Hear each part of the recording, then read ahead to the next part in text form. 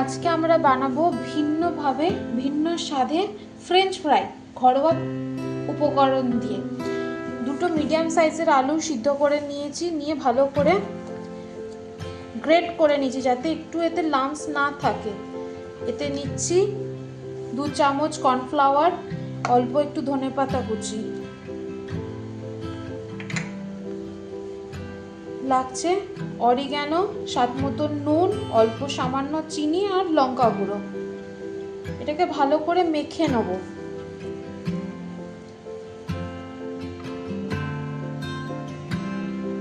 ভালো করে মেখে একটা এরকম ডো বানিয়ে নিয়েছি। এবার এটাকে আমরা ময়দার সাহায্যে বেলবো।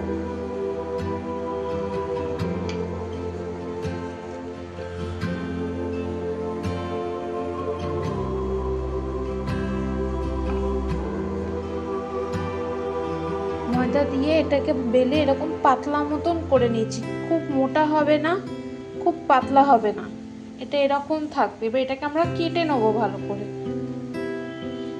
এইভাবে সরু সরু করে কেটে নিয়েছি ফ্রেঞ্চ ফ্রাইয়ের মতন, আর একটু সামান্য শেপ দিয়ে নিয়েছি। এবার এগুলোকে ডিপ ফ্রাই করব, তেলে দিয়ে ভালো করে ভাজবো।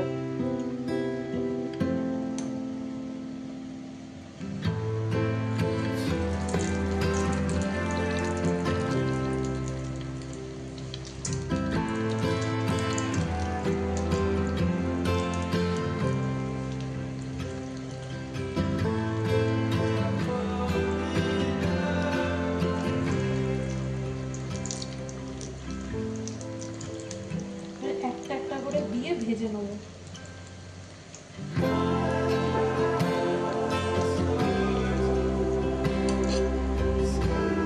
এইগুলো এরকম গোল্ডেন ব্রাউন করে ভেজে নেবো, একদম ক্রিস্পি হবে, মচমচে হবে, যেটাকে আমরা পাতি বাংলা ভাষায় বলে থাকি।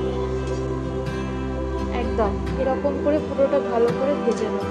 নমস্কার, আমি পূজা, আমি খড়দায় থাকি। আমি মিস কিচেন নামে একটি ক্লাউড কিচেন চালাই, যেখানে pizza, burger, Chinese, north Indian এই খাবারগুলো অ্যাভেলেবেল থাকে।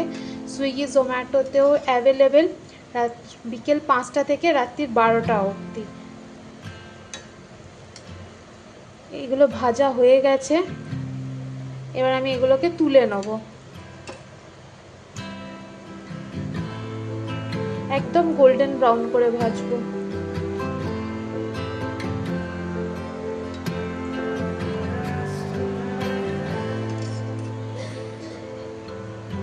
একদম এরকম ভাজা হবে।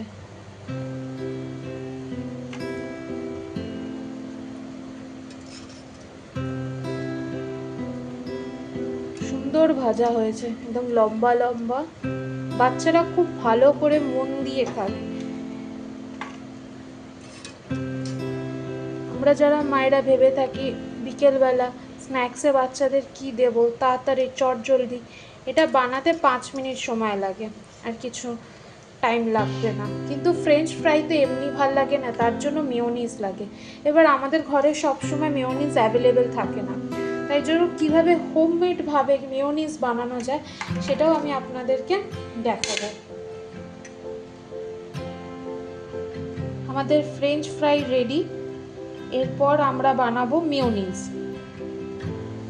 এর জন্য নিয়েছি সামান্য একটু পনির,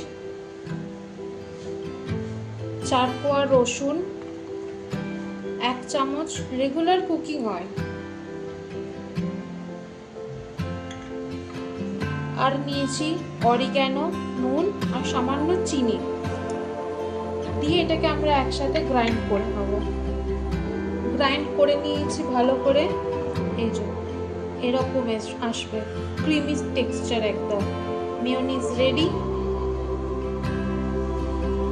রেডি ফ্রেঞ্চ ফ্রাই আর আমাদের হোমমেড মেয়োনিজ, সাথে সামান্য একটু কেচাপ দিয়ে সার্ভ করুন।